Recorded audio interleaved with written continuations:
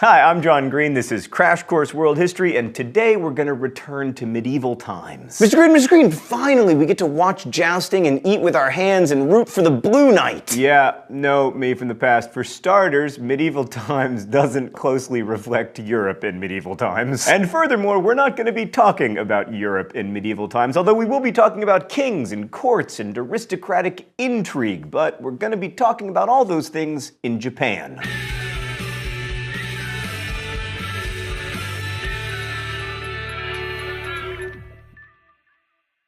So discussions of Japanese history often focus on the Tokugawa period because it's got ninja and samurai, but much of the foundation of Japanese culture dates to the Heian period between 782 and 1167 CE. And when I say Japanese culture, I do mean culture, because the achievements of the Heian period were primarily artistic, especially in literature. So for most of this episode, we'll be looking at cultural history as opposed to like economic or political history. As a novelist and also a consumer of culture, I'm a big fan of cultural history. What I love about it is that it embraces the human imagination. I mean, you can't just make up economic theories. Just kidding, you can. Anyway, for our purposes, Heian culture is the high culture of the upper class aristocracy, and obviously focusing on this tiny sliver of the upper class leaves out the experience of most Japanese people. But we know a lot more about the elite than we know about everyone else, because it was the elite who were doing all of the writing things down, and they were writing about the people they found the most interesting themselves. In fact, one of the reasons we know a great deal about the Heian aristocracy is because of Japan's first great novel, The Tale of the Genji by Lady Murasaka Shikibu. Now, the historian James Murdoch called the Heian aristocracy an ever-pullulating brood of greedy, needy, frivolous dilettanti, as often as not foully licentious, utterly effeminate, incapable of any worthy achievement. But when you boil all the unnecessarily fancy words out of that quote, that sounds like people I'm very interested in learning about. In fact, I love some foul licentiousness. So one of the first things we learn from texts about the Heian aristocracy is that the aristocracy was dominated by a craze for things Chinese. Now, Chinese visitors to Japan thought the country was backward and out of the way and uncivilized. But one of the reasons the Japanese seemed backwards to Chinese visitors is that the Japanese in the 10th century admired Tang China, which had flourished a couple hundred years earlier. But there was also the fact that the Japanese blended Chinese ideas, especially Chinese Buddhism, with native traditions. In fact, one of the most interesting aspects of Heian Japan was the overall attitude of the aristocracy, which was characterized by a love of color and grandeur and ceremony and ritual that was tinged with some Buddhist-inspired ideas. You know, it's sort of like how everyone in Canada wears powdered wigs and knee breeches to look like 18th century England. And one of the central ideas in Buddhism is that everything beautiful, and also everything not beautiful, is fleeting. Like historian Ivan Morris wrote that in the literature of the time there was a, quote, feeling that the familiar order of things will soon come to an end. Which, by the way, is always an appropriate feeling. So the center of aristocratic court life was the capital, Heian-kyo, which during the Heian Golden Age may have had a population as high as 100,000 people, making it much larger than most European cities at the time. It may have been a glorious capital, but we don't really know because most of the city was destroyed by earthquakes, or possibly fires, or possibly wars, or just the desire for new construction. We're not sure. We also know that the Heian aristocracy was rigidly hierarchical, with society divided into about 30 grades based on one's birth. The top 4 grades were reserved for princes, and the top 3, known as the kugyo, received all the most important privileges, including governmental posts and revenues from special rice land. These people in the highest ranks could send their children to university, wear ceremonial dress, they were given lighter punishments when they committed crimes. Can you imagine a world in which rich people systemically receive lighter sentences for crimes committed than poor people? These rules were so detailed that they even determined what type of fan you could hold. The top 3 ranks got to hold 25-fold fans. But when The Tale of the Genji was written, this rank system, like all those ranks, applied to less than 1/10 of 1% of the total population. So we're really talking about the elites. As Ivan Morris put it, members of the upper class are almost all related to each other. They are totally uninterested in everyone outside their charmed circle and exceedingly sensitive in judging the precise social level of each person who does belong. In Murasaki's milieu, to determine a person's precise standing was no simple diversion, but a matter of overriding importance. Now, that description reminds me a lot of my high school experience. Aristocrats dominated the government, which over time became more and more ceremonial and ritualistic. In fact, by the 10th century, much government work was carried out at night and consisted almost entirely of ceremonies. The nice thing about doing boring ceremonial work at night, though, there was a lot of wine. So yeah, that doesn't make for like excellent government efficiency. Heian Japan's economy was not much better than its governance. There was very little trade, and an attempt at land reform, which was supposed to grant every citizen a parcel of public domain land, totally failed. Meanwhile, aristocrats accumulated vast agricultural landholdings, and by the 10th century, court nobles were largely supported by these tax-free estates called manors. Now, interestingly, the nobles didn't technically own the land outright, as they did in much of Europe. Instead, they owned the rights to income from the land, and then those rights could be transferred to their heirs. So it is similar to ownership, but it wasn't quite ownership. Also different from Europe, upper-class Japanese women could hold the rights to a manor, and thus have a rather impressive degree of economic power. And that matters a lot because women played a key role in the flourishing of Heian literary culture that makes this period of history so interesting to study in the first place. Like overall, this inefficient, corrupt cronyism of Japan's government and economy definitely weakened the state, but it also provided time and money for the aristocracy to make beautiful and interesting things. Let's go to the thought bubble. Heian aristocrats were expected to feel melancholy over the transience of existence. In Murasaki's time, according to Ivan Morris, periodical protestations of melancholy and gloom were essential for people who regarded themselves as sensitive, and sensitivity, especially to art, was the hallmark of aristocratic breeding. The aristocratic gentleman is exemplified by Prince Genji himself, quote, with his gentle nature, his sensitivity, and his wide range of artistic skills,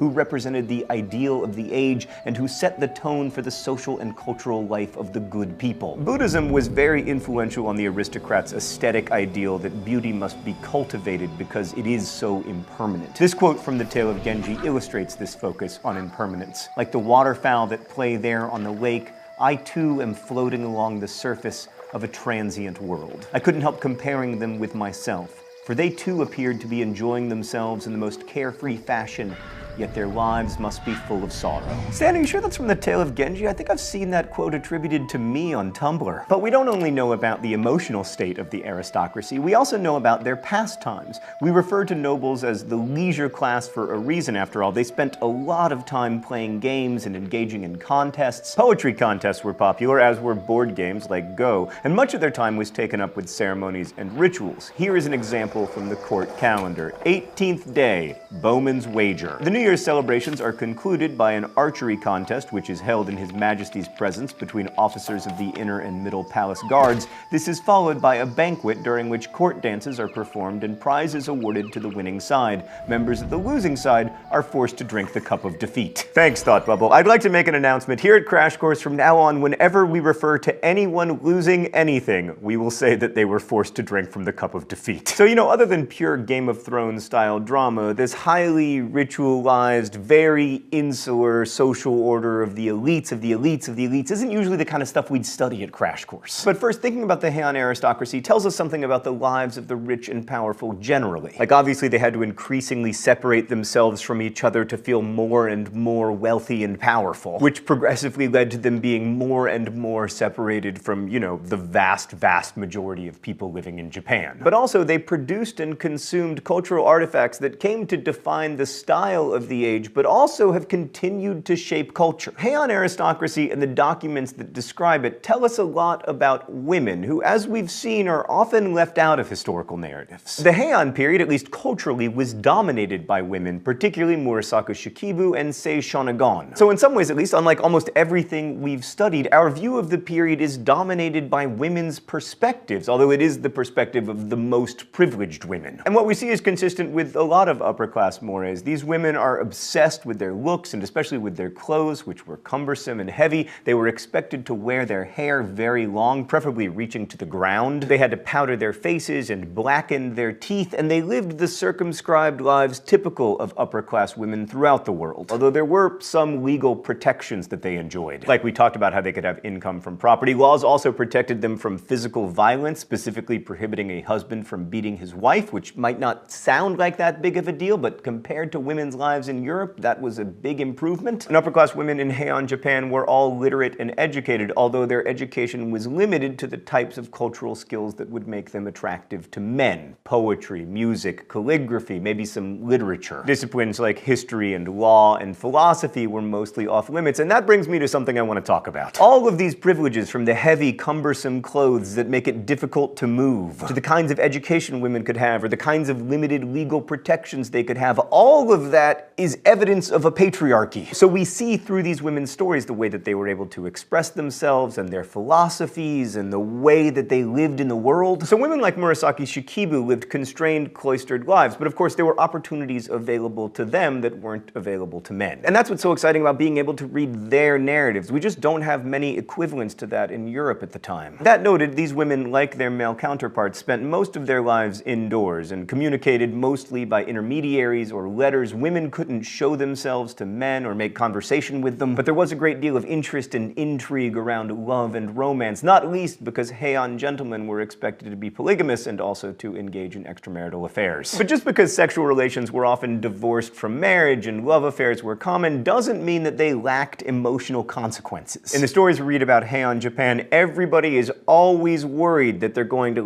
fall out of favor with their lover or their husband or their whatever. It's so exciting to read about. I mean, I'm sure if you're living inside of it, it would make you very anxious. Also, when courtship and marriage had political dimensions, as they did in the highest noble ranks, women were often in danger of being displaced by a more advantageous match. And we know from the stories that all of this combined into pangs of jealousy and fear of being abandoned, and then pain when you actually were abandoned. And those kinds of stories, I'm sure I don't have to tell you, have a kind of universality about them. The last thing I want to say here is that power works differently when you're not in power, right? Like if you're a student in a high school classroom, the teacher has the power, but you have some power. And the most interesting thing about the stories from the Heian aristocracy is the ways that women used the power that they did have to bring about change in their own lives and in their communities. So by looking at history through the lens of literature, we get a very different perspective than if we were to focus on government documents or archaeology or descriptions of war. This helps us to try to develop a sense of how people at the time felt, although we're only dealing with a very limited group of people, obviously. The cultural achievements of the Heian period described and exemplified by the tale of Genji were considerable, especially when compared to what Europeans were accomplishing at the time. And it's another reminder that we need to be careful when we talk about the 9th and 10th centuries as the Dark Ages. It's also interesting that the Heian period in Japan wasn't particularly successful politically or economically, but that it did lead to great cultural achievements. And almost all of the literary achievements were made by women, which, as Morris points out, is a rare, if not unique, phenomenon in cultural history. For Heian Japan, the historical record was written primarily by women. And while the tale of Genji doesn't discuss politics or economics the way that we usually imagine them, and while it describes a world that leaves out 99% of Japanese people during the period, it has a lot to tell us about the way that at least some people felt and lived, which is more than can be said for a lot of history books. And that's a type of history that most of us can relate to more than stuff with generals and kings in it. For instance, when I look at the history of my own life, I find that generals and kings have played a very minor role. Jealousy, on the other hand,